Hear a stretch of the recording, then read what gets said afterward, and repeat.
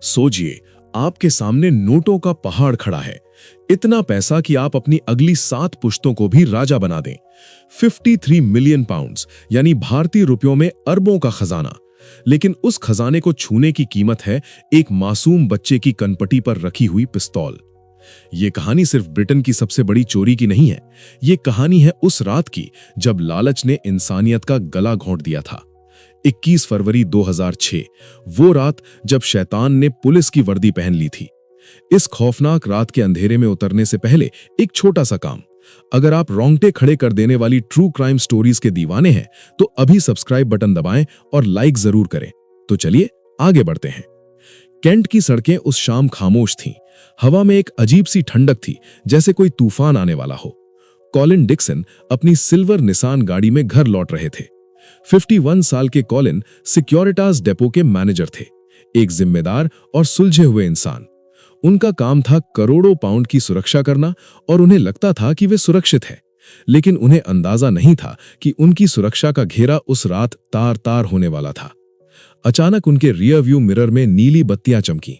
Police की गाड़ी। Colin ने सोचा शायद स्पीड लिमिट थोड़ी ज्यादा हो गई होगी। एक आम नागरिक की तरह उन्होंने गाड़ी साइड में लगा दी। पीछे रुकी गाड़ी से एक शख्स बाहर आया। बदन पर पुलिस की यूनिफॉर्म, सर पर पुलिस की टोपी और चेहरे पर सख्त हाव भाव। वो कॉलिन की खिड़की के पास आया। नकली पुलिस वाला। सर, क्या आप गाड़ी से बाहर आ सकते हैं? कॉलिन ने आज्ञाकारी नागरिक की तरह सीट बेल्ट खोली और बाहर निकले। पुलिस वाले ने उन्हें अपनी गाड़ी की पिछली सीट पर बैठने को कहा। जैसे ही कॉलिन उस गाड़ी में बैठे, उन्हें कुछ अजीब लगा। गाड़ी के अंदर पुलिस का कोई रेडियो नहीं था, कोई वॉकी टॉकी की आवाज नहीं थी, सिर्फ सन्नाटा था। तभी ड्राइवर की सीट पर बैठे दूसरे पुलिस वाले ने पीछे मुड़कर देखा। उसकी आंखों में कानून की चमक नहीं, बल्कि एक शिकारी की भूख थी। इससे पहले कि कॉलिन कुछ समझ पाते, एक हाथ ने उन्हें जकड़ लिया। हाथ पीछे करो। आवाज में ऐसी सख्ती थी कि कॉलिन का खून जम गया। उनके हाथों में हथकड़ी डाल दी गई। कॉलिन चीखना चाहते थे, पूछना चाहते थे कि उनका जुर्म क्या है, लेकिन तभी एक मोटे कपड़े की पट्टी उनकी आंखों पर कस दी गई। अंधेरा, गहरा अंधेरा, और फिर उनके कान में एक फुसफुसाहट गूंजी। चुपचाप बैठे रहो, वरना यह तुम्हारी जिंदगी की आखिरी शाम होगी। ये गिरफ्तारी नहीं थी, ये शिकार था। कॉलिन डिक्सन अब मैनेजर नहीं थे, वे एक बंधक थे। और ये तो बस शुरुआत थी। कॉलिन को एक अनजान दिशा में ले जाया जा रहा था, लेकिन शैतान का खेल अभी खत्म नहीं हुआ था। उसे एक और मोहरा चाहिए था। कॉलिन की सबसे बड़ी कमजोरी, उनका परिवार। हर्न बे में कॉलिन की पत्नी लिन और उनका छोटा बेटा घर पर आराम कर रहे थे। लिन रात के खाने की तैयारी कर रही थीं, कॉलिन का इंतजार कर रही थीं। तभी दरवाजे पर घंटी बजी। Ding dong. लिन ने दरवाजा खोला। सामने 2 लोग खड़े थे, पुलिस की वर्दी में। उनमें से एक के चेहरे पर चिंता का भाव था। उसने कहा, मिसेस डिक्सन, आपके पति कॉलिन, उनका एक्सीडेंट हो गया है। आपको हमारे साथ तुरंत हॉस्पिटल चलना होगा। किसी भी पत्नी के लिए ये शब्द दुनिया खत्म होने जैसे होते हैं। लिन का दिमाग सुन्न हो गया। उन्होंने बिना कोई सवाल किए जल्दी से अपना कोट पहना, अपने बेटे को गोद में उठाया और उन पुलिस वालों के साथ उनकी गाड़ी में बैठ गई। गाड़ी चल पड़ी। लिन बार बार पूछ रही थी, कॉलिन कैसे हैं? उन्हें कितनी चोट आई है? हम किस हॉस्पिटल जा रहे हैं? लेकिन पुलिस वाले खामोश थे। गाड़ी शहर की तरफ जाने के बजाय सुनसान अंधेरे रास्तों की तरफ मुड़ गई। स्ट्रीट लाइट्स पीछे छूट गईं। चारों तरफ सिर्फ घना जंगल और अंधेरा था। लिन का दिल जोर जोर से धड़कने लगा। यह हॉस्पिटल का रास्ता नहीं है, उन्होंने डरी हुई आवाज में कहा। तब आगे बैठे पुलिस वाले ने अपनी टोपी उतारी और पीछे मुड़ा। चुप हो जाओ, उसने पिस्तौल निकालकर लिन की तरफ तान दी। अगर तुमने या तुम्हारे बच्चे ने एक आवाज भी निकाली तो कॉलिन का एक्सीडेंट सच में हो जाएगा। उस पल लिन को एहसास हुआ वे किसी हॉस्पिटल नहीं बल्कि नर्क की तरफ जा रहे हैं। कॉलिन डिक्सन को एक सुनसान फार्म हाउस पर ले जाया गया। उनकी आंखों से पट्टी हटाई गई। जो मंजर उन्होंने देखा वो किसी डरावनी फिल्म से कम नहीं था। कमरे में कई लोग थे, लेकिन किसी का चेहरा इंसान जैसा नहीं था। उन्होंने प्रोस्थेटिक मास्क पहन रखे थे, चिपकी हुई त्वचा, बेजान आंखें और अजीब से बाल। वे इंसान कम और प्लास्टिक के पुतले ज्यादा लग रहे थे। ये दृश्य इतना भयानक था कि एक कमजोर दिल का इंसान वहीं दम तोड़ दे। उन्हें एक कुर्सी से बांध दिया गया। एक नकाबपोश उनके पास आया और टेबल पर एक पिस्तौल रख दी। कॉलिन, नकाबपोश ने अपनी आवाज बदलते हुए कहा, हम जानते हैं कि तुम कौन हो। हम जानते हैं कि तुम सिक्योरिटास के बॉस हो और हमें वो चाहिए जो तुम्हारे पास है। कॉलिन ने हिम्मत जुटाकर कहा, मेरे पास चाबियां नहीं है, मैं तिजोरी नहीं खोल सकता। नकाबपोश हंसा, एक सूखी डरावनी हंसी। हमें पता था तुम यही कहोगे। तभी बाहर गाड़ी रुकने की आवाज आई। दरवाजा खुला। कॉलिन की सांसें अटक गईं। सामने उनकी पत्नी लिन और उनका बेटा थे। दोनों के सिर पर बंदूक तनी हुई थी। बच्चा डर के मारे कांप रहा था। उसकी आंखों में आंसू सूख चुके थे। गैंग के लीडर ने कॉलिन की आंखों में आंखें डालकर कहा, कॉलिन, नियम बहुत आसान है। तुम हमारे साथ डिपो चलोगे। तुम हमारे लिए दरवाजे खोलोगे। अगर तुमने कोई चालाकी की, कोई अलार्म बजाया या पुलिस को इशारा किया तो तुम्हारी पत्नी विधवा हो जाएगी और तुम्हारा बेटा अनाथ। या शायद हम बच्चे को पहले मार देंगे ताकि तुम उसे मरता हुआ देख सको। उस पल कॉलिन डिक्सन, जो करोड़ों की संपत्ति के रक्षक थे, टूट गए। एक पिता और एक पति के रूप में उनके पास कोई विकल्प नहीं था। मैं वो करूंगा जो तुम कहोगे, कॉलिन ने कांपती आवाज में कहा। रात के 11 बज चुके थे। योजना का पहला चरण पूरा हो चुका था। मैनेजर उनके कब्जे में था। परिवार बंधक था। अब बारी थी इतिहास की सबसे बड़ी लूट की। लेकिन लुटेरे नहीं जानते थे कि जिस डिपो में वे घुसने वाले हैं, वहां सिर्फ पैसा नहीं बल्कि मुसीबतें भी उनका इंतजार कर रही हैं। और 53 मिलियन पाउंड्स चुराना आसान हिस्सा था। असली चुनौती थी उस पैसे को लेकर गायब होना। रात के 1 बज चुके थे। कॉलिन डिक्सन की गाड़ी अब उस फार्म हाउस से निकलकर टोन ब्रिज की तरफ बढ़ रही थी। लेकिन इस बार कॉलिन अकेले नहीं थे। उनकी बगल में मौत बैठी थी और उनके पीछे चल रही एक वैन में उनकी पत्नी और बच्चा बंधक थे। लुटेरों का प्लान बेहद शातिर था। वे जानते थे कि सिक्योरिटीज डिपो के दरवाजे बारूद से नहीं, भरोसे से खुलेंगे। और वो भरोसा था कॉलिन डिक्सन। गाड़ी के अंदर सन्नाटा था। नकाबपोश लुटेरे ने कॉलिन के कान में आखिरी चेतावनी दी, याद रखना कॉलिन, गेट पर कोई होशियारी नहीं। अगर गार्ड को जरा सा भी शक हुआ तो पीछे वाली वैन में जो हो रहा है वो तुम सोच भी नहीं सकते। कॉलिन का दिल जोरों से धड़क रहा था। वे जानते थे कि डिपो में उनके 14 कर्मचारी काम कर रहे हैं। वे अपनी पत्नी और बच्चे को बचाने के लिए उन 14 लोगों की जान खतरे में डालने जा रहे थे। ये एक ऐसा फैसला था जो किसी भी इंसान की रूह कांपने के लिए काफी था। सामने डिपो की लाइट्स दिखाई देने लगी। ऊंची दीवारें, कटीले तार और हर कोने पर सीसीटीवी कैमरे। ये जगह किसी किले से कम नहीं थी। गेट पर तैनात सिक्योरिटी गार्ड ने मॉनिटर पर देखा, बॉस की गाड़ी। रात के 1:20 पर मैनेजर का आना अजीब था, लेकिन असामान्य नहीं। शायद कोई सरप्राइज इंस्पेक्शन हो। गार्ड ने इंटरकॉम पर पूछा, सब ठीक है सर? कॉलिन ने खिड़की नीची की। उनकी कनपटी पर नीचे की तरफ एक पिस्तौल दबी हुई थी जो गार्ड को नहीं दिख सकती थी। कॉलिन ने अपनी कांपती आवाज को काबू में करते हुए कहा, हां, बस कुछ पेपर्स चेक करने हैं। गार्ड ने बटन दबाया। क्लिक, बज। लोहे का भारी भरकम गेट धीरे धीरे खुलने लगा। यही वो पल था। ट्रोजन हॉर्स किले के अंदर घुस चुका था। गार्ड ने सिर्फ गेट नहीं खोला था, उसने तबाही को न्योता दिया था। जैसे ही कॉलिन की गाड़ी अंदर गई, पीछे आ रही पुलिस वैन और एक सफेद 7.5 टन का ट्रक भी तेजी से अंदर घुस गए। गेट बंद हो गया। अब बाहर की दुनिया से उनका संपर्क टूट चुका था। डिपो के अंदर कर्मचारी अपनी शिफ्ट का काम कर रहे थे। किसी के हाथ में चाय का कप था, कोई फाइल चेक कर रहा था। अचानक लोडिंग बे के दरवाजे खुले और वो बहरूपिये अंदर घुस आए। जमीन पर, सब के सब जमीन पर लेट जाओ, एक ऐसी आवाज गूंजी जिसने पूरे डिपो को हिला दिया। कर्मचारियों को लगा ये कोई मॉक ड्रिल है या पुलिस की रेड, लेकिन जब उन्होंने उन भयानक प्लास्टिक के चेहरों और असली बंदूकों को देखा तो समझ आ गया कि ये कोई ड्रिल नहीं है। लुटेरे बेहद पेशेवर थे। उन्होंने बिना समय बर्बाद किए सभी 14 कर्मचारियों को एक कोने में इकट्ठा किया। उनके हाथ पीछे की तरफ प्लास्टिक की रस्सियों से बांध दिए गए। वहां कोई हीरो नहीं था, सिर्फ डर था। लुटेरों ने कॉलिन डिक्सन को कॉलर से पकड़कर खड़ा किया। हमें वो चाहिए जिसके लिए हम आए हैं, वॉल्ट का कोड डालो। कॉलिन कांपते हाथों से कीपैड की तरफ बढ़े। उनकी उंगलियां कांप रही थीं। अगर कोड गलत डल गया तो अलार्म बज जाएगा, और अगर अलार्म बजा तो लुटेरे गोलियां चलाने में 1 सेकंड भी नहीं लगाएंगे। बीप, बीप बीप क्लिक, हरी बत्ती जली। जब वो दरवाजा खुला तो वहां मौजूद लुटेरे भी एक पल के लिए सन्न रह गए। उन्होंने पैसे देखे थे, बैंक देखे थे, लेकिन ये नजारा अलग था। वहां नोटों की गड्डियां नहीं थीं, वहां नोटों के पिंजरे थे, लोहे के बड़े बड़े पिंजरे जो फर्श से लेकर छत तक नोटों से ठुसे हुए थे। 10 पाउंड, 20 पाउंड, 50 पाउंड के नोट। ये बैंक ऑफ इंग्लैंड का पैसा था। ये इतना पैसा था कि इसे गिनने में सालों लग जाएं। लेकिन लुटेरों के पास गिनने का वक्त नहीं था, उनके पास सिर्फ 1 घंटा था।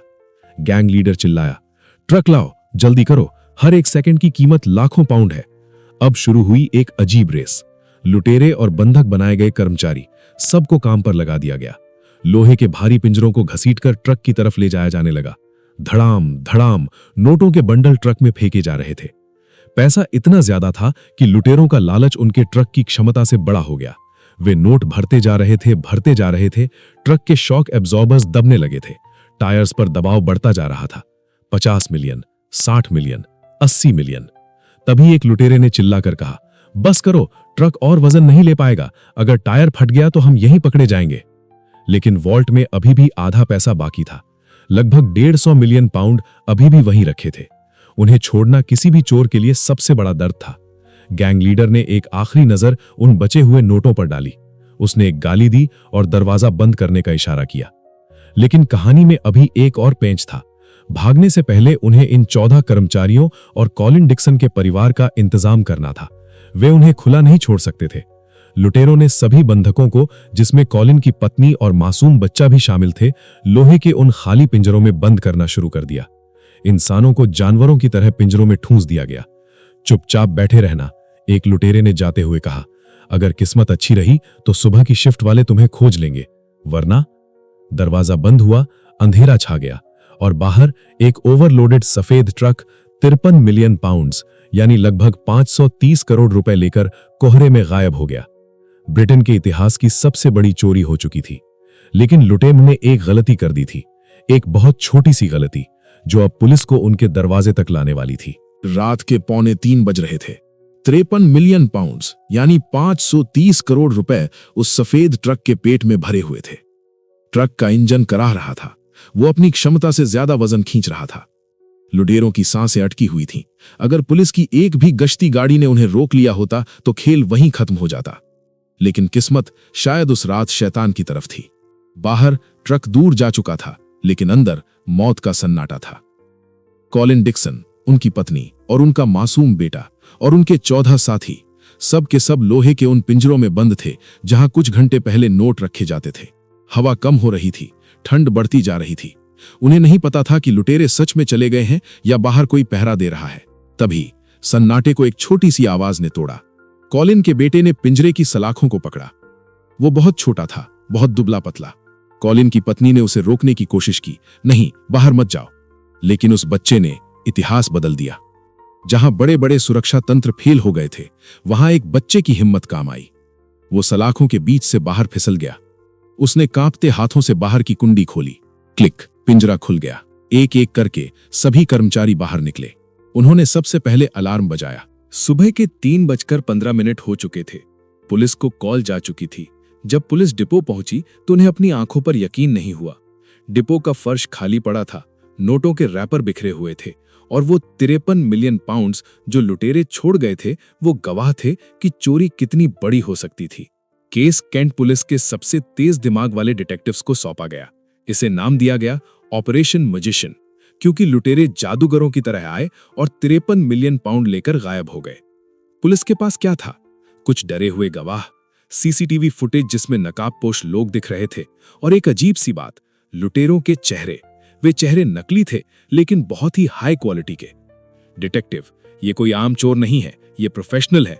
उन्होंने कोई फिंगरप्रिंट नहीं छोड़ा, कोई बाल नहीं छोड़ा, कोई डीएनए नहीं छोड़ा। ये एक परफेक्ट क्राइम लगता है। लेकिन जैसा कि हर अपराधी के साथ होता है, परफेक्ट कुछ भी नहीं होता। लुटेरों का प्लान था कि वे इस्तेमाल की गई सभी गाड़ियों को जला देंगे ताकि कोई सबूत न मिले। उन्होंने कॉलिन को किडनैप करने वाली निसान और पुलिस की नकली वॉल्वो को एक सुनसान जगह ले जाकर आग लगा दी। लेकिन जल्दबाजी शैतान का काम होती है। जिस वैन में उन्होंने कॉलिन की पत्नी और बच्चे को किडनैप किया था, उसमें आग तो लगाई गई थी, लेकिन वो पूरी तरह खाक नहीं हुई थी। हवा का झोंका या बारिश की कुछ बूंदें, आग बुझ गई थी और उस अधजली वैन के अंदर पुलिस को वो मिल गया जो लुटेरों की गर्दन तक पहुंचने वाला था। फोरेंसिक लैब में सन्नाटा था। वैज्ञानिक उस वैन से मिली चीजों की जांच कर रहे थे। उन्हें वहां हथकड़ियां मिली, पुलिस की वर्दी के टुकड़े मिले और सबसे महत्वपूर्ण डीएनए। लुटेरों ने मास्क पहने थे, दस्ताने पहने थे, लेकिन उस वैन के अंदर एक जगह, शायद सीट के नीचे या डैशबोर्ड पर, किसी का पसीना या थूक का एक कतरा गिर गया था। कंप्यूटर स्क्रीन पर डेटा प्रोसेस होने लगा। Beep beep, match found. एक नाम सामने आया, एक ऐसा नाम जो पुलिस रिकॉर्ड में पहले से दर्ज था। जेथरो? नहीं, ये नाम अभी साफ नहीं था, लेकिन सुराग मिल चुका था। और दूसरी तरफ लुटेरे अभी जश्न मना रहे थे। 53 मिलियन पाउंड्स का बंटवारा हो रहा था। उन्हें लग रहा था कि वे जीत गए हैं। उन्हें नहीं पता था कि एक अधजली वैन और एक बच्चे की गवाही ने उनके लिए जेल के दरवाजे खोल दिए हैं। पैसे चुराना आसान था, लेकिन उसे छुपाना। 53 मिलियन पाउंड्स कैश, इसका वजन लगभग 1.5 टन था। आप इसे बैंक में जमा नहीं कर सकते, आप इसे खर्च नहीं कर सकते, क्योंकि हर नोट का नंबर पुलिस ट्रैक कर सकती है। अब शुरू हुआ असली खेल। गैंग में दरारें पड़ने लगी। इस पैसे का क्या करें, इसे कहां रखें? लीडर चिल्लाया, चुप रहो, हम इसे धीरे धीरे बाहर निकालेंगे। लेकिन पुलिस उनसे एक कदम आगे थी। उन्हें एक और सुराग मिला था, एक मेकअप आर्टिस्ट, लंदन की एक महिला जो फिल्मों के लिए चेहरे बनाती थी। क्या उसका इस डकैती से कोई कनेक्शन था? उन नकली चेहरों का राज खुलने वाला था। अगले अध्याय में पुलिस का जाल कसा जाएगा। एक मेकअप आर्टिस्ट, एक पिंजरे में लड़ा जाने वाला फाइटर और 53 मिलियन पाउंड्स की तलाश। ब्रिटेन की पुलिस अब चुप नहीं बैठने वाली थी। शिकार शुरू हो चुका था।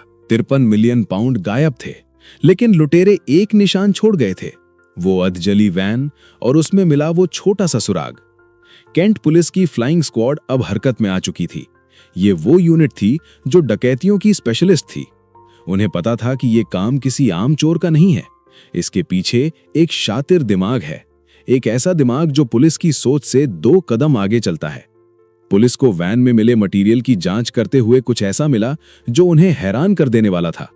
ये ना तो रबर था, ना प्लास्टिक, ये लेटेक्स था।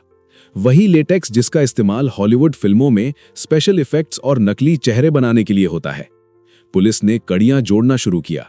गवाहों ने कहा था कि लुटेरों के चेहरे अजीब लग रहे थे, उनकी त्वचा चिपकी हुई थी। डिटेक्टिव, इसका मतलब उन्होंने प्रोफेशनल मेकअप आर्टिस्ट की मदद ली है। पुलिस ने लंदन के उन सभी स्टूडियोज और आर्टिस्ट्स की लिस्ट निकाली जो प्रोस्थेटिक मास्क बनाते हैं। ये सुई के ढेर में सुई ढूंढने जैसा था, लेकिन किस्मत ने फिर साथ दिया। जांच की सुई मिशेल हॉग नाम की एक मेकअप आर्टिस्ट पर आकर रुकी। मिशेल कोई अपराधी नहीं थी, वो फिल्मों और थिएटर के लिए काम करती थी। जब पुलिस ने उससे पूछताछ की तो वो टूट गई। मिशेल ने बताया, हाँ, कुछ लोग मेरे पास आए थे। उन्होंने कहा था कि उन्हें एक म्यूजिक वीडियो के लिए मास्क चाहिए। उन्होंने मुझसे ऐसे मास्क बनवाए जो असली पुलिस वालों जैसे लगे। मुझे नहीं पता था कि वे इसका इस्तेमाल डकैती के लिए करेंगे। मिशेल ने डरते डरते एक नाम लिया, वो नाम जो इस पूरी साजिश की जड़ था। वो नाम था ली मरे। ली मरे, ये नाम पुलिस के लिए नया नहीं था। साउथ लंदन का एक जाना माना गुंडा, ड्रग डीलर और सबसे बड़ी पहचान, केस फाइटर। ली मरे को डर नहीं लगता था, उसे खून बहाने में मजा आता था। उसका दिमाग जितना तेज था, उसके हाथ उतने ही भारी थे। उसने यूएफसी में भी फाइट की थी। एक बार उसने एक स्ट्रीट फाइट में दुनिया के सबसे बड़े फाइटर टीटो ऑर्टिज को भी नॉकआउट कर दिया था। लेकिन रिंग के बाहर वो एक मास्टरमाइंड था। पुलिस समझ गई कि 53 मिलियन पाउंड्स की चोरी का प्लान उसी के दिमाग की उपज की। उसने महीनों तक डिपो की रेकी की थी। उसने कॉलिन डिक्सन की हर हरकत पर नजर रखी थी। उसने अपनी टीम को फौजी कमांडो की तरह ट्रेनिंग दी थी। पुलिस को टिप मिली कि चोरी का पैसा एक गैरेज में छिपाया गया है। पूरी तैयारी के साथ पुलिस ने धावा बोला। दरवाजा तोड़कर जब वे अंदर घुसे तो उनकी आंखें फटी की फटी रह गई।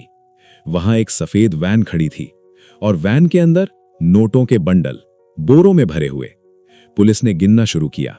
1 मिलियन, 5 मिलियन, 10 मिलियन, कुल मिलाकर 1.3 मिलियन पाउंड यानी लगभग 13 करोड़ रुपए बरामद हुए। लेकिन ये तो समुद्र में एक बूंद जैसा था। बाकी 50 मिलियन पाउंड्स कहां थे? और सबसे बड़ा सवाल, ली मरे कहां था? ली मरे जानता था कि पुलिस उसके पीछे है। वो रुकने वाला नहीं था। जिस समय पुलिस उसके घर पर छापा मार रही थी, वो अपनी BMW में बैठकर मोरक्को की तरफ भाग रहा था। मोरक्को, अपराधियों के लिए जन्नत, क्योंकि मोरक्को और ब्रिटेन के बीच कोई प्रत्यर्पण संधि यानी एक्स्ट्रेडिशन ट्रीटी नहीं थी। ली मरे अपने साथ करोड़ों पाउंड्स ले गया था। वो वहां राजा की तरह रहने वाला था। पुलिस के हाथ खाली थे। मास्टरमाइंड देश छोड़ चुका था। मास्टरमाइंड भले ही भाग गया हो, लेकिन उसके प्यादे अभी भी लंदन में थे। पुलिस ने जैतमिर को गिरफ्तार किया। वो वही आदमी था जिसने कॉलिन डिक्सन को गेट पर धमकाया था। उसके घर की तलाशी ली गई और वहां पुलिस को एक नक्शा मिला, सिक्योरिटीज डिपो का पूरा नक्शा, जिसमें हर कैमरा, हर गेट, हर अलार्म की जानकारी थी। सबूत पुख्ता हो चुके थे, लेकिन 53 मिलियन पाउंड्स में से अब तक सिर्फ कुछ हिस्सा ही मिला था। बाकी पैसा कहां था? क्या ली मरे उसे लेकर गायब हो गया था, या पैसा अभी भी ब्रिटेन की किसी जमीन के नीचे दबा हुआ था? लंदन में पुलिस सायरन बजा रही थी, लेकिन यहां रबात मोरक्को में ली मरे और उसका साथी पॉल एलन राजाओं की तरह जी रहे थे। उनके पास पैसा था, पावर थी, और सबसे बड़ी बात, उन्हें लगता था कि वे ब्रिटिश कानून की पहुंच से बाहर हैं। मोरक्को और ब्रिटेन के बीच कोई प्रत्यर्पण संधि नहीं थी। इसका मतलब था कि स्कॉटलैंड यार्ड के हाथ यहां बंधे हुए थे। ली मरे ने रबात के सबसे महंगे इलाके स्वीसी में एक विला किराए पर लिया था। वो पैसे को पानी की तरह बहा रहा था। उसने विला को नए सिरे से सजाया, दीवारों पर महंगी पेंटिंग्स, गैरेज में मर्सिडीज और फरारी। वो खुद को द गवर्नर कहता था। पॉल एलन, जो उसका दाहिना हाथ था, वो भी कम नहीं था। कोकीन, शराब और पार्टियां, उनकी रातें खत्म ही नहीं होती थीं। वे स्थानीय लोगों को टिप में हजारों पाउंड दे देते थे। उन्हें लगा कि ये जन्नत है, लेकिन वे भूल गए थे कि पैसा शोर मचाता है, और इतना पैसा बहुत ज्यादा शोर मचाता है। कैंट पुलिस जानती थी कि वे मोरक्को में घुसकर ली मरे को गिरफ्तार नहीं कर सकते, ये गैरकानूनी होता। इसलिए उन्होंने एक अलग चाल चली। उन्होंने मोरक्को की सुरक्षा एजेंसियों से संपर्क किया। यह आदमी सिर्फ चोर नहीं है, यह हथियारों का सौदागर है, यह ड्रग्स का काम करता है, यह आपके देश के लिए भी खतरा है। मोरक्को की पुलिस को यह बात समझ आ गई। अब ली मरे पर 24 घंटे नजर रखी जा रही थी। उसका फोन टैप हो रहा था। उसके विला के बाहर सादे कपड़ों में जासूस घूम रहे थे। ली मरे को लगा कि वो आजाद है, लेकिन असल में वो एक बहुत बड़े पिंजरे में बंद हो चुका था। वो 25 जून की दोपहर थी। ली मरे और पॉल एलन रबात के मशहूर मेगा मॉल में शॉपिंग कर रहे थे। वे बेफिक्र थे। तभी धड़ाम, कांच टूटने की आवाज आई। 50 से ज्यादा मोरक्कन पुलिस वाले, जो भारी हथियारों से लैस थे, मॉल में घुस आए। ये ब्रिटिश पुलिस जैसा आराम से बात करने वाला ऑपरेशन नहीं था। मोरक्कन पुलिस बहुत सख्त थी। उन्होंने पूरा मॉल सील कर दिया। ली मरे ने भागने की कोशिश की। वो एक फाइटर था। उसे लगा कि वो लड़कर निकल जाएगा, लेकिन 50 AK-47 के सामने कराटे काम नहीं आते। उस दिन रेगिस्तान का राजा घुटनों पर था। उसे घसीटते हुए पुलिस वैन में डाला गया। पॉल एलन को भी पकड़ लिया गया। 53 मिलियन पाउंड की चोरी का मास्टरमाइंड, जो ब्रिटिश पुलिस को चकमा देकर यहां तक आया था, आखिरकार एक शॉपिंग मॉल के फर्श पर दबोच लिया गया। जब पुलिस ने उसके विला की तलाशी ली, तो उन्हें वहां नोटों के पहाड़ नहीं मिले। वहां कोकीन मिली, वहां हथियार मिले, लेकिन पैसा गायब था। ली मरे ने बहुत चालाकी से पैसे को प्रॉपर्टी और ड्रग्स में बदल दिया था, या शायद उसने उसे कहीं गाड़ दिया था। पुलिस को विला की दीवारों में कुछ सीक्रेट कंपार्टमेंट्स मिले, लेकिन वे खाली थे। ली मरे ने अपनी गिरफ्तारी के वक्त भी पुलिस को देखकर मुस्कुराया था। शायद उसे पता था कि खेल अभी खत्म नहीं हुआ है। गिरफ्तारी के बाद ब्रिटिश पुलिस खुश थी। उन्हें लगा कि अब ली मरे को प्लेन में बैठाकर लंदन लाया जाएगा। लेकिन तभी ली मरे ने अपना ट्रम्प कार्ड खेला। उसके वकील ने अदालत में एक दस्तावेज पेश किया। जनाब, ली मरे के पिता मोरक्कन थे। मोरक्को के कानून के मुताबिक आप अपने देश के नागरिक को दूसरे देश को नहीं सौंप सकते। ब्रिटिश पुलिस के पैरों तले जमीन खिसक गई। ली मरे ब्रिटिश था, लेकिन खून से वो मोरक्कन भी था। मोरक्को ने ब्रिटेन को साफ मना कर दिया, हम इसे आपको नहीं देंगे, हम इस पर यही मुकदमा चलाएंगे। ये ली मरे की सबसे बड़ी जीत थी, और सबसे बड़ी हार भी। जीत इसलिए कि वो ब्रिटेन की जेल से बच गया, हार इसलिए क्योंकि मोरक्को की जेलें ब्रिटेन की जेलों जैसी आरामदायक नहीं होती। शोर थम चुका था, गोलियां चलनी बंद हो गई थीं, अपराधी सलाखों के पीछे थे। लेकिन इस पूरी कहानी में कुछ लोग ऐसे थे जिन्होंने कोई जुर्म नहीं किया था, फिर भी उन्हें सबसे बड़ी सजा मिली। कॉलिन डिक्सन, उनकी पत्नी लिन और उनका छोटा बेटा। वे उस रात जिस्मानी तौर पर तो बच गए थे, लेकिन रूहानी तौर पर शायद कुछ हिस्सा वहीं उस पिंजरे में छूट गया था। कॉलिन डिक्सन को उस रात के बाद कभी अपनी पुरानी नौकरी पर वापस नहीं देखा गया। पुलिस ने उन्हें हीरो नहीं माना। शुरू में पुलिस को शक था कि कहीं कॉलिन भी तो इसमें शामिल नहीं थे। उन्हें कई घंटों तक पूछताछ का सामना करना पड़ा। सोचिए, एक आदमी जिसने अपनी पत्नी और बच्चे की जान बचाने के लिए सब कुछ किया, उस पर ही शक किया गया। हालांकि बाद में वे निर्दोष साबित हुए, लेकिन सिक्योरिटीज ने उन्हें नौकरी से निकाल दिया। कारण नियमों का उल्लंघन। कॉलिन और उनका परिवार आज कहां है? वे गुमनामी की जिंदगी जी रहे हैं। उन्हें अपना घर, अपना शहर, अपना नाम तक बदलना पड़ा। उन्हें डर था कि ली मरे के साथ ही बदला लेने के लिए वापस आ सकते हैं। वो बच्चा जो उस रात पिंजरे से निकला था, उसके बचपन में वो खौफ हमेशा के लिए बस गया। और ली मरे? मोरक्को की अदालत ने उसे पहले 10 साल की सजा सुनाई, फिर उसे बढ़ाकर 25 साल कर दिया गया। वो आज भी मोरक्को की एक सख्त जेल में बंद है। वहां उसने जेल से भागने की भी कोशिश की। उसने आरी से अपनी कोठरी की सलाखें काटने की कोशिश की, लेकिन पकड़ा गया। अब वो एक छोटी सी कोठरी में अकेला है। न उसके पास फरारी है, न विला, न 53 मिलियन पाउंड्स, सिर्फ तन्हाई है। उसने एक इंटरव्यू में कहा था, मैं ब्रिटेन वापस जाना चाहता हूं, कम से कम वहां की जेल में टीवी तो होता है। लेकिन ब्रिटेन ने उसे वापस लेने से मना कर दिया। अब उसे वहीं अपनी सजा पूरी करनी होगी। शायद यही उसका असली नर्क है। पुलिस ने अपनी पीठ थपथपाई। अपराधी जेल में है, लेकिन एक सवाल आज भी स्कॉटलैंड यार्ड की फाइलों में गूंजता है। 32 मिलियन पाउंड्स यानी 320 करोड़ रुपए कहां है? क्या वे नोट जला दिए गए? मुश्किल है। क्या वे मोरक्को में किसी जमीन के नीचे दबे हैं? संभव है। या क्या वे लंदन में ही किसी लॉकर में पड़े हैं, ली मरे के बाहर आने का इंतजार कर रहे हैं? कुछ लोग कहते हैं कि वो पैसा अंडरवर्ल्ड में बट गया। कुछ कहते हैं कि वो पैसा ली मरे के परिवार के पास है। सच क्या है, ये सिर्फ ली मरे जानता है, और वो खामोश है। 21 फरवरी 2006 ये तारीख याद दिलाती है कि लालच की कोई सीमा नहीं होती। सिक्योरिटीज डिपो की डकैती को इतिहास की सबसे बड़ी, सबसे साहसी और सबसे शातिर चोरी माना जाता है। एक मेकअप आर्टिस्ट, एक केज फाइटर और एक डरा हुआ मैनेजर। किरदार अलग अलग थे, लेकिन अंजाम एक ही था, बर्बादी। पैसे चुराए जा सकते हैं, लेकिन सुकून नहीं। 53 मिलियन पाउंड्स ने किसी को अमीर नहीं बनाया, उसने सिर्फ जिंदगियां तबाह की। Today, cash handling procedures worldwide have changed forever because of this heist. अगर इस कहानी ने आपके रोंगटे खड़े कर दिए, तो वीडियो को लाइक जरूर करें और हमें कमेंट में बताएं, क्या आपको लगता है कि ली मरे ने पैसा कहां छुपाया होगा? अगली बार एक और सच्ची और खौफनाक कहानी के साथ मिलेंगे। तब तक सतर्क रहें, सुरक्षित रहें।